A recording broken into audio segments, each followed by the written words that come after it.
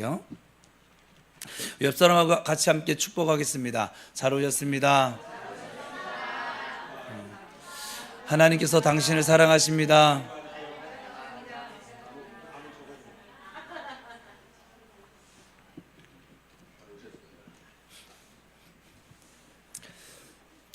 꼭 예배당에서 그렇게 사랑 싸움을 하세요. 저희 부부는 예배당에서는 잘 안 싸워요. 저희 집에서 싸우지. 교회 하나님이 제가 여러분들에게 여러 번 얘기했는데, 교회 은혜를 주시려고 할 때 사단이 꼭 같이 역사합니다. 왜냐하면 사단의 입장에서 보면 우리가 성령으로 충만해지는 것을 결코 원하지 않거든요. 왜냐하면 우리가 성령이 충만해지면 하나님 나라가 확장되어질 것이고, 자기에게 종노릇하던 그 영혼들이 다시 하나님 품으로 들어가서 하나님과 동행하며 살게 될 것이니 뭐 좋을 일이 하나도 없죠. 그래서 하나님 기뻐하시는 예배, 하나님 기뻐하시는 교회, 하나님 기뻐하시는 일들에 꼭 사단의 역사가 나타나게 돼 있어요. 그래서 제가 요즘 정말 주님과 예전에도 같이 교제했지만, 요즘은 하루 24시간 중에 꿈속에서도 교제를 하고 있으니까 꿈속에서도 말씀하시고, 그러니까 예전에 비하면 몇 배 시간 분량으로 따지면 더 같이 교제하고, 지금은 그냥 가다가도 그냥 묻는 게 일상이 이제 되어져서 그냥 그렇게 하는데, 이걸 또 시기했나 봐요. 시기하고, 그래서 하나님이 이제 저를 건들기 시작했어요. 하나님이란다. 저 마귀, 죄송합니다. 마귀는 존칭을 하면 안 되겠죠. 저 마귀 새끼가 저를 이제 건들기 시작했습니다.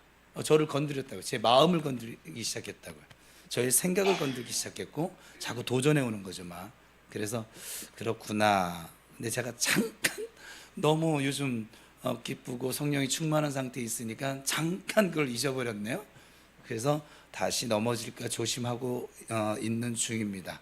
아무튼 같이 이 얘기를 왜 하냐, 저에게도 이렇게 공격을 해오는데 여러분에게 공격 안 하겠습니까? 그렇죠? 근데 저는 이걸 좀 알아채리니까 지금 이렇게 파도 타기 하듯이 이렇게 하고 있는데, 여러분들은 잘 모르잖아요. 여러분 무시해서가 아니에요. 여러분들의 분량이 그래요, 분량이. 잘 모르잖아요. 그럴 때 여러분들이 뭔지 몰라요. 앞으로도 신앙생활 할 때 어느 자리에 있든지 하나님 지금 내게 은혜를 주시려고 하는 걸 알겠어. 그러면 항상 구하셔야 합니다. 사단이 내 마음에 틈타지 못하도록, 사단이 내 심령을 흔들지 못하도록 주님, 제 영혼을 깨워주옵소서. 내가 깨어있어 주님 앞에서 살게 하옵소서. 주님과 동행하게 하옵소서. 그래서 하나님께서 찾으시는 참된 예배자로 제가 서게 하옵소서. 그 예배 속에서 주님의 뜻을 알게 하시고, 이 예배 속에서 주님의 그 섭리를 깨닫게 해주시고, 이 예배 속에서 주님이 나를 어떻게 내 인생길을 이끌어 가시는지 믿게 해주셔서 그 주님 주신 뜻, 말씀, 깨달음에 순종하며 살게 하옵소서. 그리하여 주님과 동행하는 삶을 살게 하옵소서. 임마누엘의 삶을 살게 하옵소서. 그렇게 기도하시기 바랍니다. 이 말씀을 하게 하시는 이유가 있겠죠. 또 뭔지는 모르지만 저도 사실은 잘 몰라요. 저도 몰라요. 저분이 시키니까 하는 거예요. 그냥 지금 그래요. 그냥 또 로마서 8장 28절을 작업할 시간을 벌어줘야 될 거 아니에요. 지금 볼 건데, 그렇죠? 우리 구원받은 성도들에게 신구약 성경 전체 속에서 가장, 여러분 제 이 말을 들으면 여러분 떠올리면 되죠. 큰 힘이 되고 가장 큰 위로를 주는 말씀이 무엇일까요? 그건 성도들마다 좀 다를 수 있기는 하죠. 여러 말씀이 있어요. 여러 말씀이 있겠지만 저는 꼭 한 절만 꼽으라면 저는 주저하지 않습니다. 저는 주저하지 않아요. 로마서 8장 28절을 꼽습니다. 우리 모두 함께 읽어봅시다. 시작.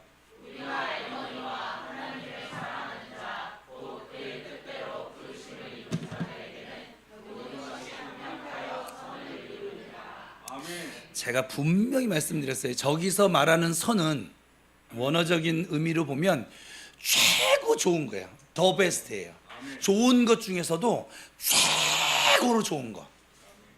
우리의 모든 것이 올띵 모든 거, 우리의 슬픔, 아픔, 뭐 우리의 기쁨, 즐거움, 뭐 우리의 병듦, 우리의 뭐 치유됨, 아니면 우리의 넘어짐, 우리의 일어섬, 이 모든 것들을 합력시키셔서 하나님이 최고 좋은 것을 이루어 가고 계십니다. 아멘. 누구에게요? 그의 뜻대로 부르심을 입은 자, 하나님을 사랑하며 살고 있는 자에게 그렇게 하신다는 거예요. 모든 것이 합력하여 최고의 선을 이루신다. 자, 그러므로 옆 사람에게 축복해. 당신의 베스트의 삶은 당신 삶의 MVP는 시작. 이렇게 얘기하면 안 되구나. 죄송합니다. 당신 삶의 전성기는 아직 오지 않았어. 아직 오지 않았어요. 왜냐면 최고의 좋은 것을 지금 이루어가고 계시기 때문에 여러분, 어제보다 오늘이 좋을 것이고요, 오늘보다 내일이 좋을 거예요. 아니, 제 말이 아니고 하나님 그렇게 하신다고요. 제가 신학생 때 또 전도사로 훈련 받을 때 이 말씀이 저를 넘어질만 하면 이렇게 세우고, 넘어질만 하면 그래, 지금 나의 넘어짐은 최고 좋은 하나님의 자리에 서게 하시기 위한 다짐이야, 다듬음이야. 지금 그렇게 주께서 이 말씀을 통해서 언제나, 왜냐하면 내가 하나님을 사랑하고 있는 게 분명하거든요. 지금 저는 주님의 뜻에 의해서 부름을 받았고 또 목사로 세움을 받았고, 그래서 이 모든 삶을 통해서 합력시키셔서 선을 이루어 가신다. 지난 주간에 우리 교역자들이 오랜만에 같이 식사를 했는데 그 가운데 그런 고백도 했었죠. 제가 돌이켜보니까 진짜 징그럽게 고생했어요. 사실 말도 안 되는 고생을 했죠. 말도 안 되는 처우도 받았고, 그런데 그걸 다 견디게 하셨어. 인내하게 하셨어. 그것이 타산지석이 되어져서 지금 제가 목회를 지금 이렇게 하고 있는 거죠. 합력해서 선을 이루어 가시는 하나님 때문이에요.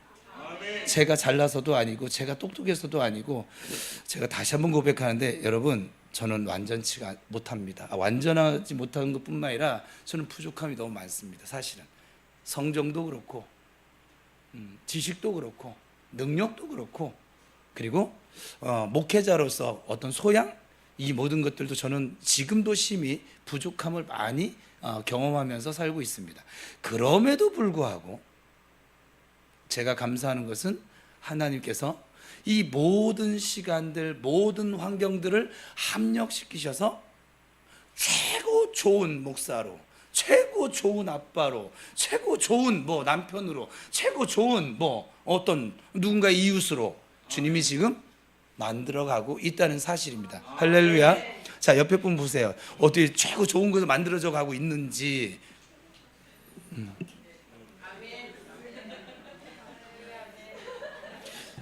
오늘 말씀 설교 시작하기 전에 우리 한 분을 좀 소개할까 합니다. 오늘은 하나님이 뭔 이유인지 한 분은 떠나가게 하시고 제 곁을, 한 분은 한 분이 아니구나, 한 가정은 떠나가게 하시고 한 가정은 다시 들어오게 하시는데, 참 공교롭게도 떠나가는 가정도 목사의 가정이고 한 가정 다시 붙여주시는 가정도 목사의 가정이고, 참 하나님이 부평구리에 도대체 무슨 계획을 가지고 계신지 저도 알 수가 없긴 합니다. 우리 목사님의 딸이기도 한데 오늘 성은 뭐예요? 성은 안 물어봤네. 김씨예요. 그래, 정씨 아니고 박씨 아니어서 정말 다행입니다. 전 개인적으로 그러네. 엄마가 박씨네. 또 박씨가 또 한 명 들어오시네. 정말 박씨 좋아해요. 우리 김진리 자매가 지금 오늘 저희 예배당을 처음 아버지 집에 좀 발을 들였고, 그리고 같이 함께 예배하고 있어요. 주 안에서 우리 만나서 반갑습니다. 얼마나 당황스러울까요? 그치요? 당황스러워하지 마요. 아버지 집인데 뭘 당황스러워. 당황스러워하지 마요. 주께서 우리 진리자매를 고치십니다. 치유하시려고 부르셨어요. 제가 이렇게 얘기하는 건 뭐냐면 말씀하셨기 때문이에요. 치유하시려고 부르셨고, 또 우리 진리 자매 안에 있는 은사도 부릴 듯 일게 하실 것이고, 그리고 다시 예배자의 삶으로 회복시키기 위해서 이렇게 보내주셨어요. 지금 여러분들이 느끼든 못 느끼든 그건 상관이 없어요. 저에게도 상관이 없어요. 그것이 저를 흔들 수는 없어요. 왜냐하면 하나님 여러분에게 일하고 계심을 저로 하여금 보게 하시거든요. 지금 여러분들이 보지 못하는 걸 저는 지금 보고 있거든요. 지금도 이 예배 가운데, 오늘 예배 가운데 치유가 일어날 거예요. 그리고 회복이 일어날 거예요. 할 수 없는 눈물도 나게 하실 것이고, 그리고 내 안에 있는 죄도 보게 하실 것이고, 깨닫게 할 것이고, 하나님 앞에 다시 내가 막 살았던, 지멋대로 살았던, 저 세상 사람들과 전혀 다를 바 없는 가치관을 살았던 그 모든 나의 삶을 회개토록 하실 거예요. 하나님 앞에 다시 참된 예배자로 여러분들 방향을 돌리실 거예요. 그 일을 하고 계세요. 아까 찬양할 때도 하셨어요. 여러분들은 모르지만. 그래서 예배 시간 늦는 것이 여러분이 결코 득이 되지 않습니다. 이익이 되지 않습니다. 예배 시간도 잘 지키시고 좀 미리 오셔서, 제가 권하기는 좀 일찍 오셔서 미리 차도 드시고 그렇게 하셨다가 와서 기도하고 있으면 하나님이 오늘은 다른 예배 때보다 더 저에게 감동을 주셔서, 사실은 제가 지금 어제 그제 그 사단의 이 공격을 받아가지고 썩 좋은 상태가 있는데, 어제 저녁에 한 2시간 넘도록 3시간을 골방에 갇혀있게 하셔서 기도하게 하시고, 다시 제 입술로 주를 인정하고 고백하게 만드시고, 오늘 아침에도 지금 1시간가량을 그렇게 하고 있습니다. 뭔가 조금 제 안에 풀려지지 않은 조금 뭐가 있는데, 제 못남 때문에 그렇죠. 뭐 제 못난 성질 때문에 그런데, 그럼에도 불구하고 오늘 예배하는데 주께서 이미 찬양하는 시간 속에 저에게 사인을 주셨고, 그리고 저에게 손을 얹을 마음 주셨고, 또 손을 얹게 하셨고, 치유하고 계시고, 그리고 그의 마음 속에 말씀하기를 시작했어요. 하나님께서 합력하여 선을 이루시는 분이심을 믿으시기 바랍니다. 얼마나 좋으신 하나님입니까? 교회가 부흥되고 있어도 좋고, 사실은 부흥되지 않아도 저는 좋습니다. 시험이 있어도 좋고 없어도 좋습니다. 부자여도 좋고 가난해도 좋습니다. 건강해도 좋고 질병이 찾아와도 좋습니다. 왜냐하면 이 모든 것들을 합력시키셔서 선을 이루어 가시기 때문에 그렇습니다. 저는 그 하나님을 믿습니다. 이 선을 이루는 일을 하나님께서 친히 해주십니다. 왜냐하면 하나님이 우리 인생의 주권자이시기 때문에 그렇습니다. 그래, 그분은 주권자로서 우리의 삶을 살피십니다. 그리고 머리카락 하나까지 세시는 아주 세밀하신 분이십니다. 공중에 날아다니는 새 한 마리도 하나님께서 허락하지 않으시면 떨어지지 않는 것처럼 우리의 모든 일을 간섭하시고 이끌어가고 계십니다. 그러니 우리에게 결과론적으로 보면 실패가 없습니다. 우리 교회에도 실패가 없습니다. 오늘 현실이 아무리 힘들고 어렵다 하더라도 결론은 합력하여 선을 이루십니다. 할렐루야. 그 주님을 찬양하며 사십시다. 그 주님과 동행하며 사십시다. 좋으신 하나님, 아주 참 좋으신 하나님이십니다. 나는 하나님 안에 있습니다. 우리 교회도 하나님 안에 있습니다. 하나님이 붙잡고 계십니다. 합력하여 선을 이루도록 계획을 가지고 계십니다. 그러니 하나님께 맡길 수밖에 없습니다. 전혀 걱정하지 않으셔도 됩니다. 오순절 날이 되었어요. 이날은 하나님께 성령을 보내시고 작정하신 날이에요. 그러니까 누가 작정했어요? 인간들이 우리에게 주세요, 그 날이 아니라 하나님께서 계획하신 날이에요. 작정하신 날이에요. 120명의 무리가 예수님께서 말씀하신 대로 약속하신 성령을 받기 위해서 한 곳에 모여 마음을 더불어 함께 같이 전심전력하여 기도를 했습니다. 그 기간이 열흘이었습니다. 그리고 성령께서 임하셨습니다. 모인 모든 무리가 성령 충만을 약속대로 경험하게 됩니다. 성령 충만을 받은 다음에 베드로의 설교가, 주님의 은혜가 있는 자리에 꼭 말씀이 있지요. 베드로의 설교가 그렇게 이어집니다. 즉 초대교회 첫 설교이자 기독교 최초의 설교입니다. 이 베드로의 설교 내용이 무엇이었습니까? 여러분, 우리는 술 취한 게 아니에요. 요엘 선지자가 예언했던 것처럼, 하나님이 말씀해 주셨던 것처럼 성령께서 임하신 것입니다. 이것이 지난 시간에 우리가 살폈던 베드로의 설교 전반부였습니다.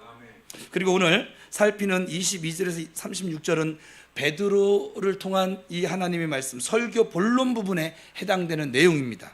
본론의 내용이 무엇입니까? 성령이 충만을 받으니까 오직 예수님께만 관심 있고 오직 예수님에 대해서만 설교를 합니다. 자꾸 눈에 거슬리네. 파스 띄세요. 되게 거슬리네. 왜 지금까지 왜 붙이고 있어요? 빨리빨리 해요. 다 쳐다보잖아. 그냥 확 뛰어요. 좀 따가워도.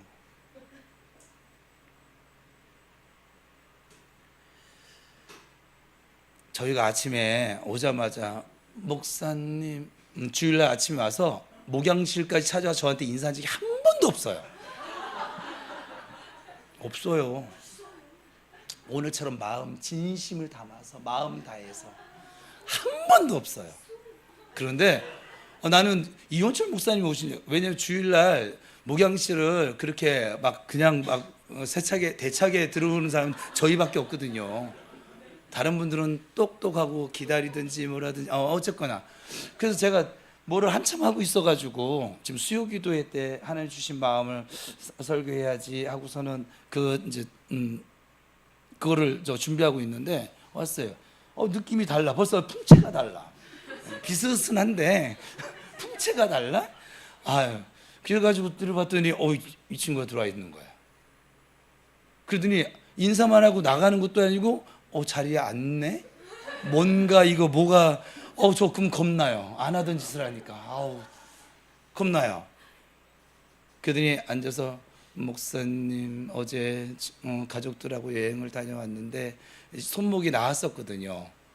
피아노 치는데 지금 손목이 자꾸 아팠었는데 치유해서 나았었는데 또 가족들하고 여행 가서 뭔 일을 했는지 잘 모르겠는데 지금 손목이 양쪽이 전부 다 주먹이 안 져집니다. 피아노를 지금 당장 예배해야 되는데 자기도 걱정이 됐는지 찾아왔어요. 근데 제가 주께 물으면서 마음을 보니 진심으로 믿음으로 목사님을 통해서 기도를 받으면 내가 나을 수 있다라고 하는 믿음을 가지고 나왔더라고요. 어떻게 하냐고요? 그게 보여져요. 여러분들은 아직도 잘 모르세요. 주께서 은사를 주시고 주께서 은혜를 입으면 노아처럼 은혜를 입으면 그러면 보여져요. 남들이 다 아니라고 하는데 거기다 배짓고 있는 거예요. 보여지니까. 노아인들 우리랑 뭐 성적이 다릅니까? 똑같이. 근데 노아에게 말씀이 들려졌고 보여졌으니까 그 미친 짓을 하고 있는 거 아니겠어요? 그래요? 안 그래요? 여러분 같으면 그 짓 하겠어요? 미친놈처럼? 죄송합니다. 노아님. 미친 X처럼? 근데 그게 보여져서 그래 이리 와라. 제가 하던 일 멈추고 그리고 기도했죠. 기도하는데요 되게 웃겨요. 저 오늘 처음 알았네.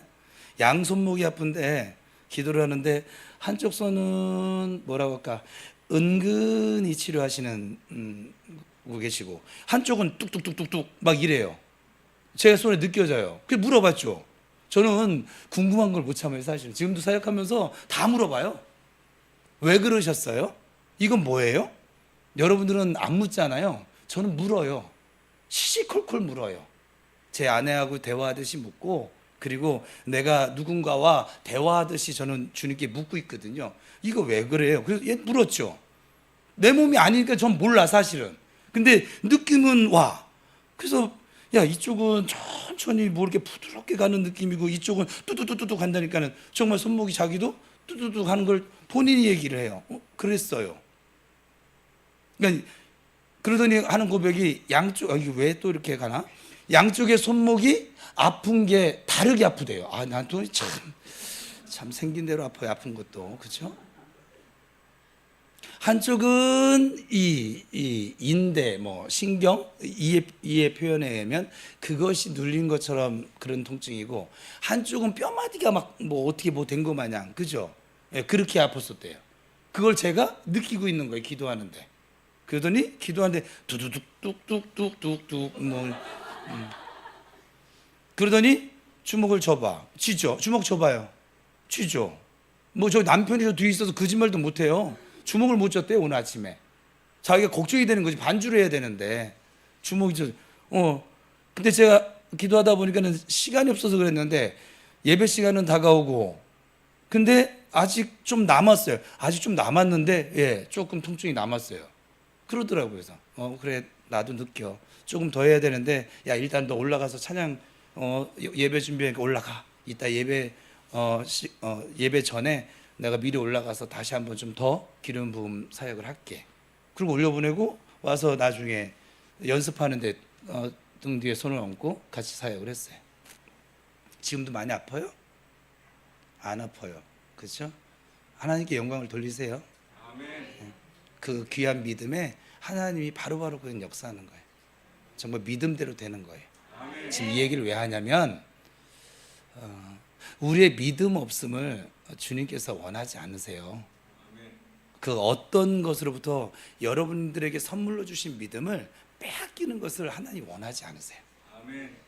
믿음을 가지고 사세요. 아멘. 뭐 이렇게 뻗팅깁니까? 뭐 때문에?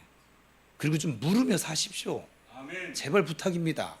저분이 그렇게 여러분들과 교제하고 연애하고 싶고 대화하기를 원하는데 뭐가 그렇게 뭐 이렇게 바쁘고 뭐가 그렇게 뭐 뛰어나가지고서는 그렇게 묻지를 않고 그냥 자기 마음대로 왜 그러세요 도대체? 그렇게 사니까 행복합니까? 행복했어? 이제 이육 집사님이 쳐다보지 말래. 응? 그래서 저쪽은 안 보려고 이제. 이육 집사님 그만 자기를 얘기해 달래. 아무리 은혜가 돼도 그만 좀 해달라고. 청혼을 하니까 나는 착한 목사니까 들어줘야지. 그럼 난 그러더니 저 해결책도 솔루션도 제시해 줬어요. 박은서 집사 보고 얘기해.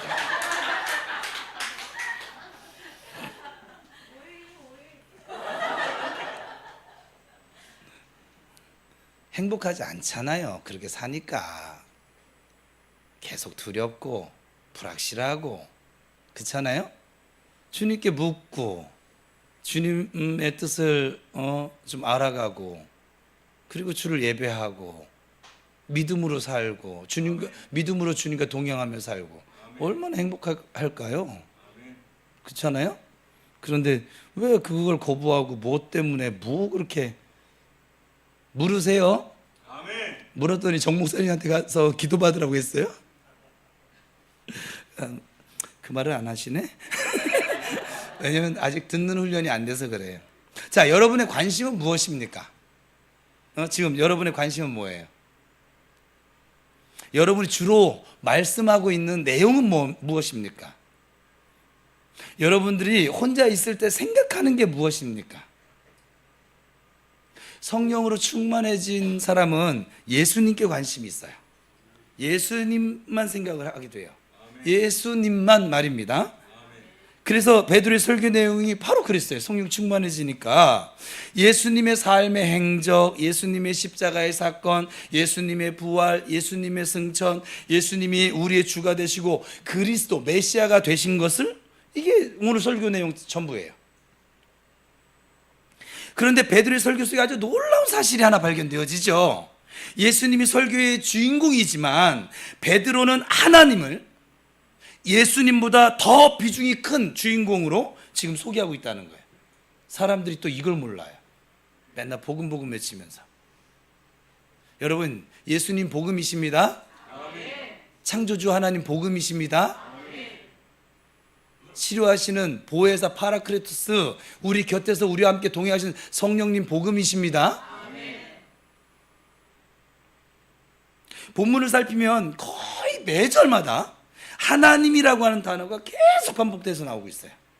하나님께서 예수님의 생활 속에 능력이 나타나게 하셨고, 하나님께서 예수님이 십자가에 못 박도록 정해 놓으셨고, 하나님이 뜻이고, 하나님께서 예수님을 부활시키셨고, 하나님께서 예수님을 승천시키셨고, 하나님께서 예수님을 주와 그리스도가 되게 하셨습니다. 예수님에 대한 모든 것이 하나님의 뜻대로, 하나님의 계획대로 이루어졌습니다. 그럼 여기서 우리가 무엇을 생각해야 할까요? 예수님은 하나님의 아들이십니다. 우리도 하나님의 아들이요 딸, 하나님의 자녀입니다. 그러니까 하나님이 우리의 모든 것을, 지금 예수님의 모든 것을 다 해주신 하나님이신 것처럼 우리의 모든 것을 하나님이 다 해주십니다. 우리의 주권자는 하나님이십니다. 우리의 미래는 하나님께 달려져 있습니다. 이 하나님은 우리의 아버지가 되십니다. 그러니 내일에 대해서 염려하지 말 것이고 안심하고 그저 감사하며 살아갈 수 있기를 축복합니다. 믿으십니까? 베드로의 설교 내용을 좀 더 구체적으로 한번 살펴볼게요. 베드로는 예수님을 네 가지로 구분을 해서 소개를 하고 있어요. 지금 오늘 본문에 첫 번째, 예수님의 생활에 대한 설명이에요. 22절, 오늘 본문 22절 같이 읽겠습니다. 앞에 화면이 떠 있으니까 성경책 보실 분은 성경책 보시는 게 훨씬 사실은 좋습니다. 시간상 앞에 띄워주는 거예요. 시작. 이스라엘 사람들아, 이 말을 들으라. 너희도 아는 바와 같이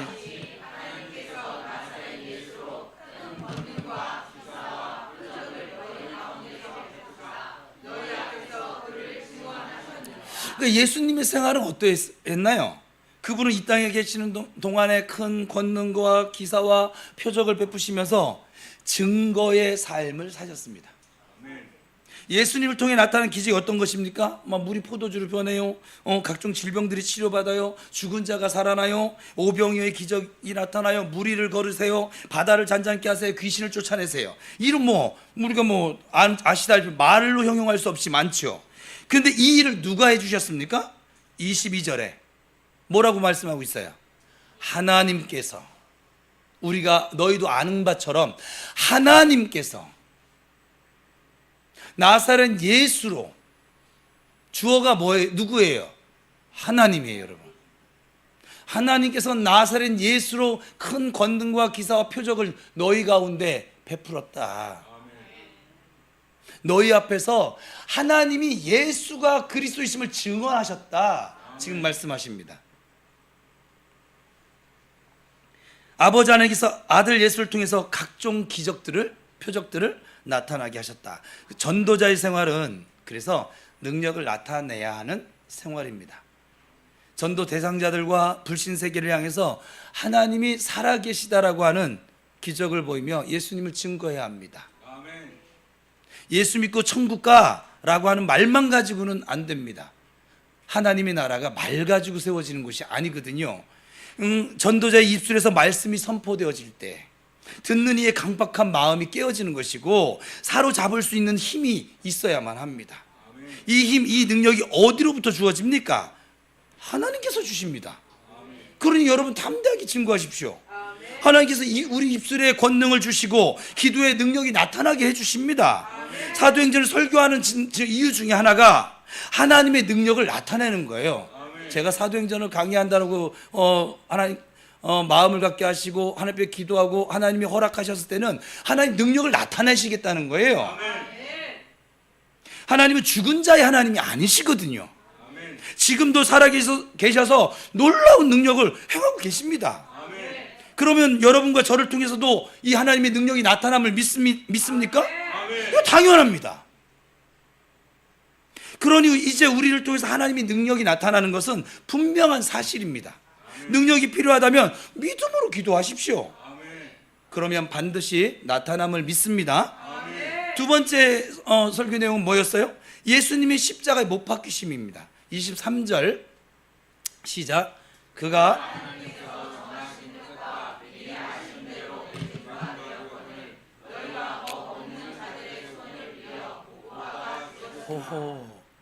그가 십자가는 누구의 정하신 뜻이라고 했어요? 하나님께서 정하신 뜻이에요.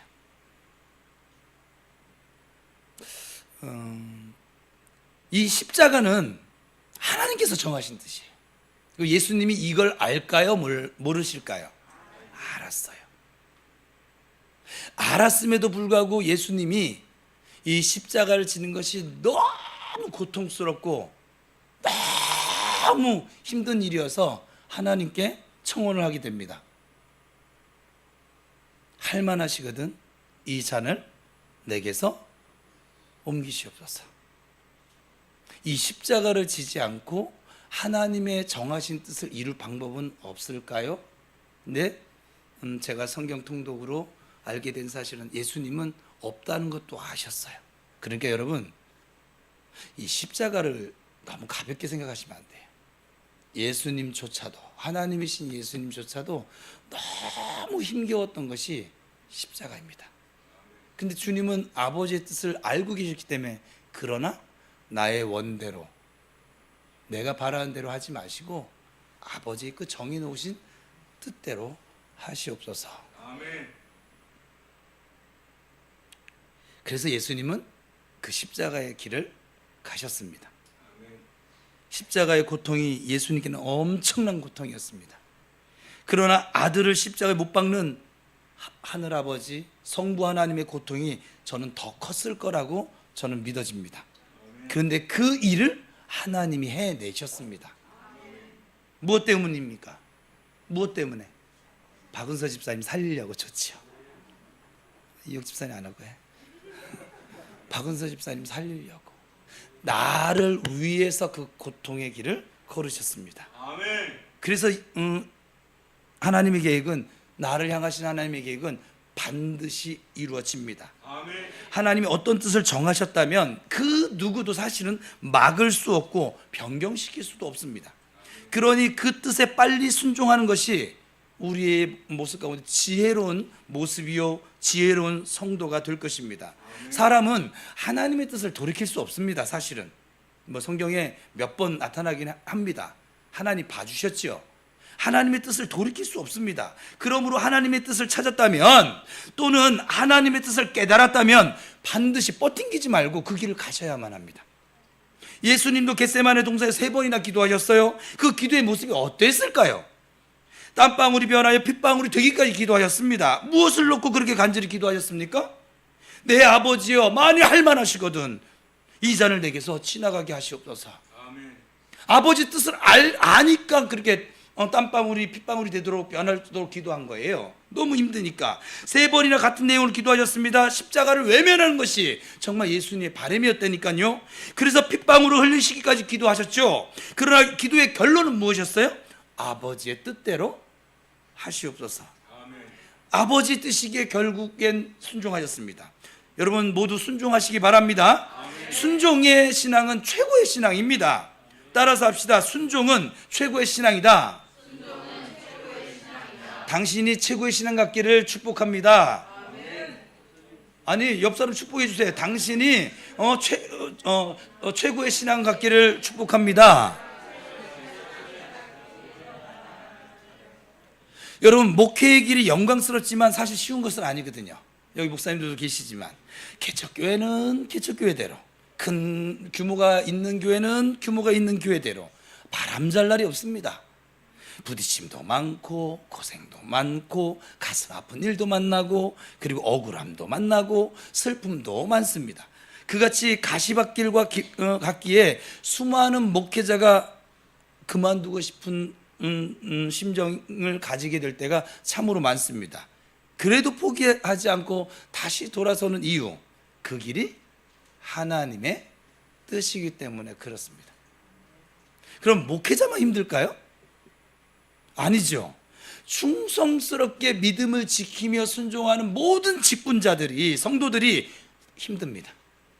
아니 어쩌면 신앙생활을 하는 모든 사람들이 다 힘들지도 모르겠습니다. 지금 하나님 일 하면서 혹시 여러분에게 힘든 게 있으세요? 있을 겁니다. 그래도 그 길을 가셔야만 합니다. 포기하시면 안 됩니다. 왜요? 하나님의 뜻이니까요. 하나님이 나를 세우셨습니다. 그러니 가야 합니다. 순종하며 끝까지 승리하시길 바랍니다. 그러면 반드시 좋은 때가 옵니다. 다시 축복하겠습니다. 괜찮아, 잘 될 거야. 시작. 다시 한번 축복합니다. 반드시 좋은 때를 만나게 될 거야. 시작. 그러니까 예수님께서는 나 때문에 죽기까지 하셨고 하나님은 나 때문에 아들까지 죽이셨는데 조금 우리가 힘들다고 그 정도 일도 못하면, 못 버티면 되겠냐고요. 그리고 우리는 혼자 지금 일하고 있는 것이 아니지 않습니까? 성령 하나님께서 지키시고 힘주셔서 지금 함께 동행하고 계십니다. 3번째 설교의 내용은 여기서는 예수님의 부활에 대해서 설명을 하고 있습니다. 24절에서 32절까지인데 베드로는 부활을 설명하면서 다윗의 시편을 인용합니다. 다윗은 천여 년 전에 메시아의 부활을 알고 있었던 인물이에요. 왜요? 하나님이 알려주셨으니까. 베드로가 다윗의 부활 신앙을 인용을 해서 예수님께서 바로 다윗이 말한 그분임을, 메시아임을 설명합니다. 다윗이 말한 부활의 메시아가 바로 예수님이시고 우리가 그 일에 대해서 뭐다? 증인, 말투수다, 증인이다. 24절도 그래서 하나님께서 라고 하는 말로 시작이 되어집니다. 하나님께서 예수님을 살리셨다는 것이지요. 예수님이 십자가에 달릴 때 끝인 줄 알았어요. 아니, 끝이었습니다. 왜냐하면 죽어버렸으니까. 세상 그 누구도 죽으면 끝이거든요. 그러나 하나님이 그를 살리셨습니다. 누구도 예수님을 영원히 죽일 수 없습니다. 누구도 하나님의 자녀를 영원히 멸망시키지 못합니다. 누구도 교회를 무너뜨릴 수 없습니다. 하나님이 붙잡고 계시기 때문에 그렇습니다. 어떤 때는 교회가 무너지는 것 같고 이제는 끝났구나 하고 생각될 때도 있죠. 그렇지만 결코 교회는 무너지지 않습니다. 왜냐하면 하나님께서 붙잡아 주시고 하나님께서 여전히 세워가고 계시기 때문에 그렇습니다. 사망과 부활은 땅과 하늘의 차이입니다. 사망은 가장 큰 고난입니다. 이보다 더 큰 고난, 더 큰 고통, 더 큰 핍박은 없습니다. 반대로 부활은 가장 큰 영광, 가장 큰 축복, 가장 큰 기적입니다. 땅에서 하늘로, 가장 밑바닥에서 가장 높은 것으로, 이것이 사망에서 생명으로, 요한일서에서 5장에서 말씀하고 있는 사망에서 생명으로 옮겨졌다는 표현이 이게. 우리가 지금 사망과 같은 일을 당해도 하나님께서는 다시 부활과 같은 큰 복으로 우리를 세워 가실 줄 믿으시기 바랍니다. 그러니 여러분 자신과 우리 교회에 대한 소망을 가지고 신앙생활 하시길 바랍니다. 지금 이 시간이 어쩌면 사망과 같이 힘들고 어두운 때인지도 모르겠어요. 그러나 여러분은 결코 무너질 수 없는 하나님의 자녀이기에 반드시 부활합니다. 반드시 일어섭니다. 예수님의 이름으로 일어설 것입니다. 한국교회가 어쩌면 지금 사망을 향해 전진하고 있는 것처럼 보여집니다. 많은 분들이 유럽교회들처럼 우리 한국교회가 변하지 않을까 리더들이 걱정합니다. 이제 더 이상 한국교회가 세상으로부터 칭찬받는 그 시대가 오지 않을 것처럼 여겨집니다. 그러나 하나님은 이 한국교회를 다시 살리실 것입니다. 다시 회복시킬 것이고, 다시 부흥시킬 주실 것이고, 다시 성령 충만케 하실 것입니다. 여러분과 우리 교회에 이 지금 부활이 필요한 게 무엇입니까? 지금 죽어 있는 것이 무엇입니까? 기도가 죽으셨습니까? 하나님의 뜻은 죽은 기도의 부활입니다. 하나님 기도를 살려주심을 믿고 기도를 선포하고 시작하시기 바랍니다. 전도가 죽었습니까? 봉사가 죽었습니까? 여러분, 하나님 향한 여러분의 진실된 믿음이 죽었습니까? 거룩함이 죽었습니까? 사랑이 죽었습니까? 지금 나를 올가매고 있는 이 죽음의 줄을 예수님의 이름으로 끊어버리시길 바랍니다. 예수 이름으로 명하노니 끊어질지어다. 우리 성도를 올가매고 있는 이 사망의 줄아 끊어질지어다. 예수의 이름으로 다시 명하노니 끊어질지어다. 여러분, 그렇게 선포하세요. 왜요? 이 예수님이 우리에게 이미 이 권세를 줬다고 말씀하셨잖아요. 왜 그거는 묵혀두고 맨날 사망의 줄에 끌려다니면서 죽을 둥살둥 그러고 살고 계세요? 그럴 이유가 없어요. 지금 이 시간 끊으라는 예수님의 명령에 순종하시기를 축복합니다. 네 번째 설교 내용은 이거였어요. 예수님의 승천과 높임을 받으심에 대한 설교합니다. 33절에서 36절까지인데, 이 부활하신 주님은 40일 후 승천하셨고 온 인류의 주와 그리스도가 되셨습니다. 이 일도 역시 누가 하셨습니까? 하나님께서 하셨습니다. 하나님이 예수님을 높이시되 더 이상 높일 수 없을 때까지 높여주셨습니다.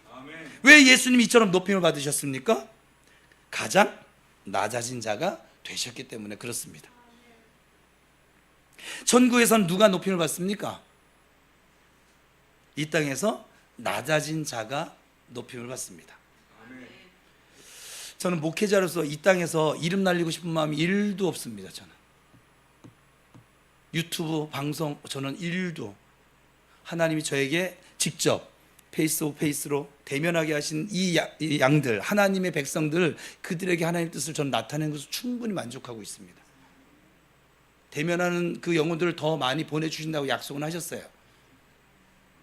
근데 많이 보내주고, 아니 사실은 제가 몇 번을 얘기하는데, 여러분, 부평 우리 교회가 여러분에게 가장 좋을 때는 지금이라니까요.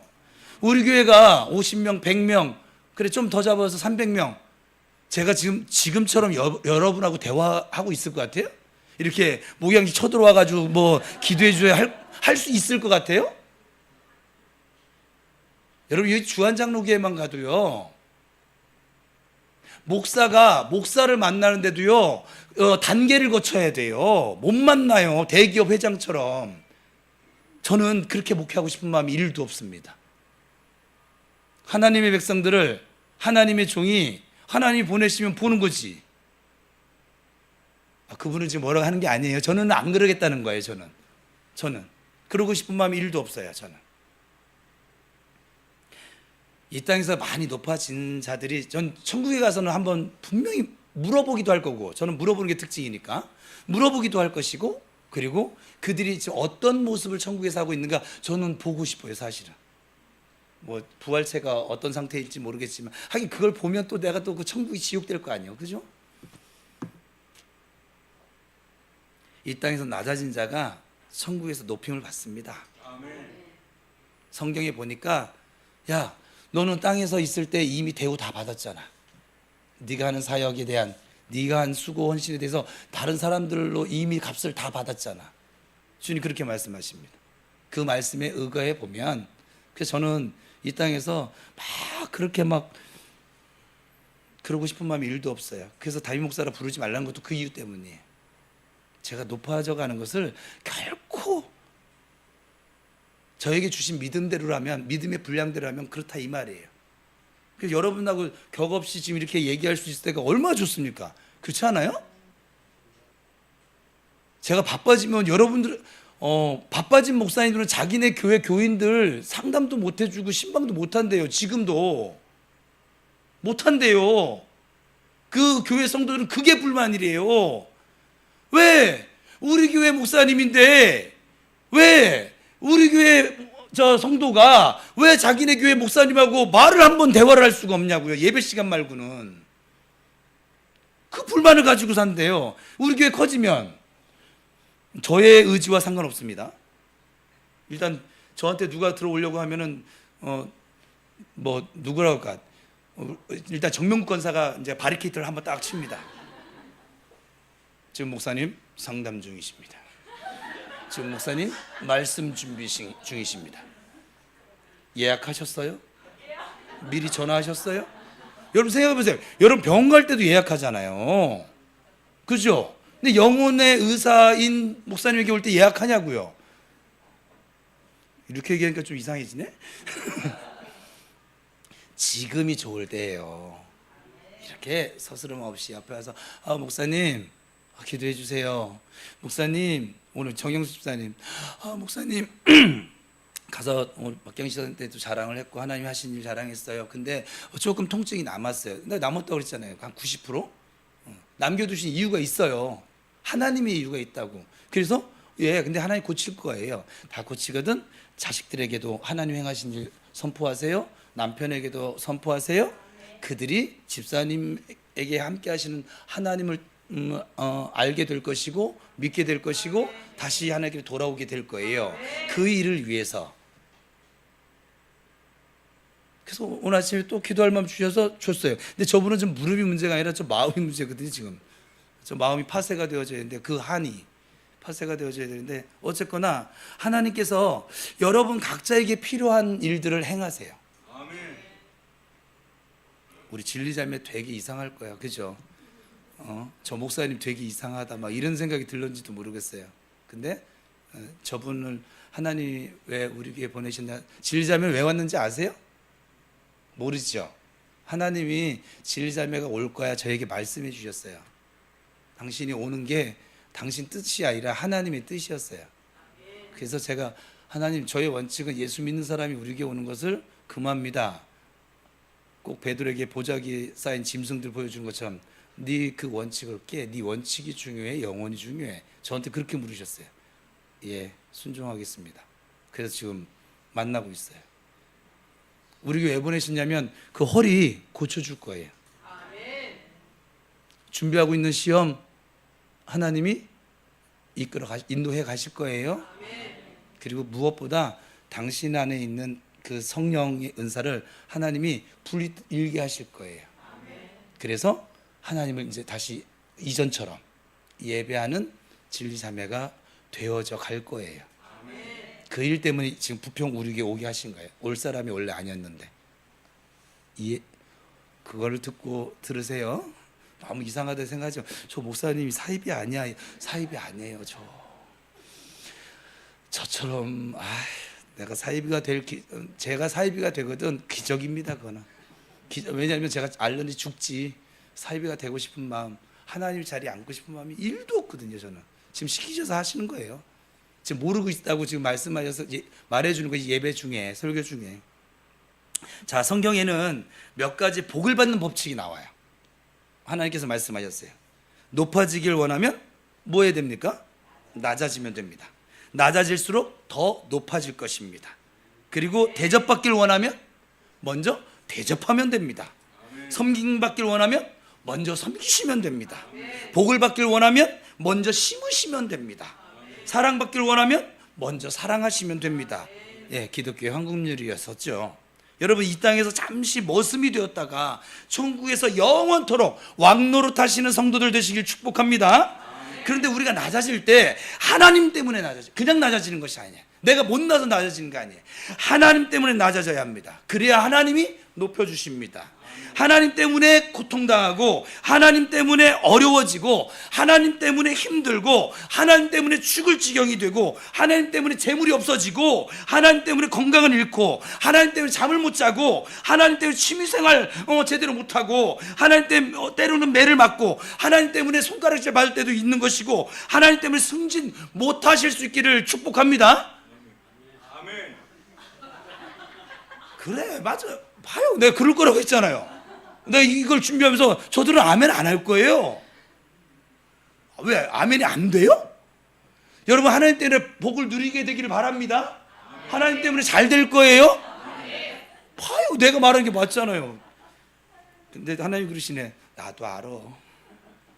그러면 당장은 힘들고 아프고 손해보고 넘어지고 이런 것 같지만 하나님께서 곧 높여주십니다. 살려주십니다. 치료해주시고, 이전보다 요백이 하셨던 것처럼 갑절의 은혜로 복으로 채워주실 것입니다. 36절은 설교의 핵심이자 결론입니다. 36절 같이 읽겠습니다. 36절 시작.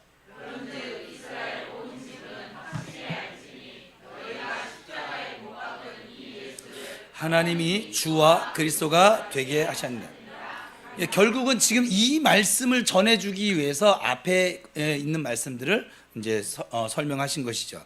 너희가 예수님이라고 하는 하나님의 사람을, 메시아를 십자가에 못을 박았는데, 그 예수님을 하나님께서 주님이 되게 하셨고, 퀴리오스 주님이 되게, 너희의 주가 되게 하셨고, 그리스도가 메시아가 되게 하셨다라고 하는 뜻이잖아요. 너희는 너희의 주님이 되시고 그리스도가 되시는 분을 십자가에 못 박아 죽게 하였다. 그러니 이제 어떻게 할래? 이 설교가 이거예요. 여러분은 어떻게 하실래요? 주인을 죽여버렸어요. 이스라엘 구원할 메시아를 죽여버렸어요. 그러니 그들의 죄가 얼마나 크냐고요. 지금 베드로가 그걸 지적하고 있는 거죠. 이스라엘 전통에 의하면 사람이 십자가 나무 위에 달려 죽는 것을 가장 큰 저주로 여겼거든요. 즉 예수님께 사람이 할 수 있는 가장 큰 몹쓸 짓을 행하고 만 것이지요. 그러니 그 죄가 얼마나 큰 죄냐고요. 더군다나 그분은 하나님의 아들이에요. 너희의 구주예요.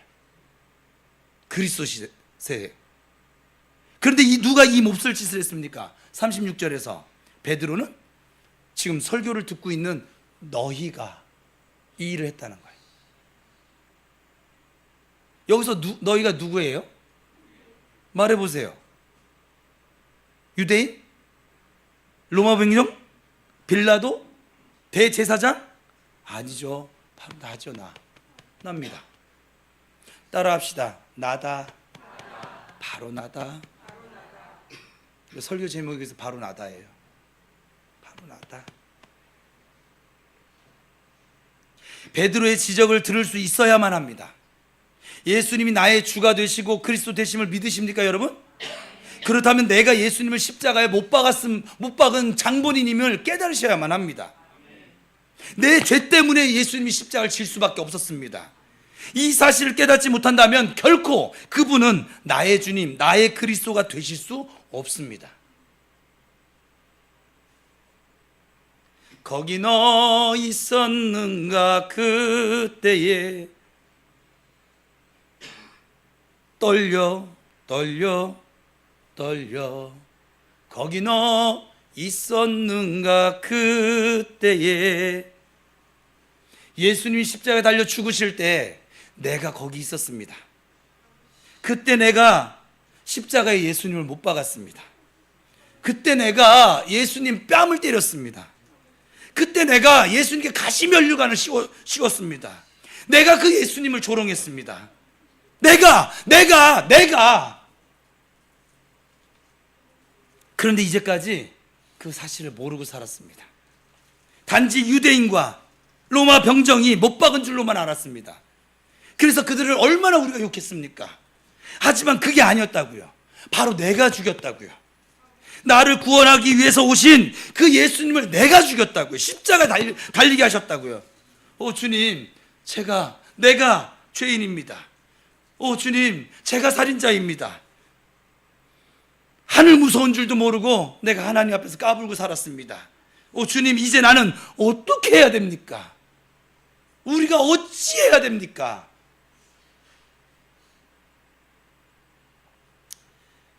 예수님이 여러분의 주가 되십니다. 예수님이 여러분의 그리스도가 되십니까? 나의 주, 나의 그리스도를 내가 십자가에 못 박은 이 사실이 맞습니까? 그렇다면 이 시간 우리 조용히 눈을 감고 함께 기도했으면 좋겠어요. 갈보리산 골고다 언덕 위에 십자가 3개가 서 있어요. 한번 묵상해 보세요, 여러분. 그중 가운데 십자가는 나의 죄 때문에 못 박히신 예수님이십니다. 그 예수님 앞에 무릎을 꿇으십시오. 그리고 고백하십시오. 예수님, 나의 주님이 되시고 나의 구원자가 되시는데 그걸 알지 못하고 내가 주님을 못 박았습니다. 이웃과의 관계 속에서 얼마나 많이 못을 박았는지 모르겠습니다. 교회 안에서 목사의 마음을 아프게 하고 형제의 마음을 아프게 하면서 교회를 흔들고 비판하고 부정적이고 시기하고 질투하고 얼마나 많은 못을 박았는지 모르겠습니다. 예수님이 나를 필요로 하실 때 참기름처럼 뺀질뺀질 거리면서 이 핑계 저 핑계 대면서 예수님 마음에 못을 박고 또 박아 얼마나 아프게 하면서 살아왔는지 모르겠습니다. 내가 범인입니다. 내가 살인자입니다. 이 시간 고백하면서 기도하십시오. 피 묻은 손을 내미시며 용서해 주시는 예수님의 손길을 마음속 깊이 체험하실 수 있기를 바랍니다. 우리 함께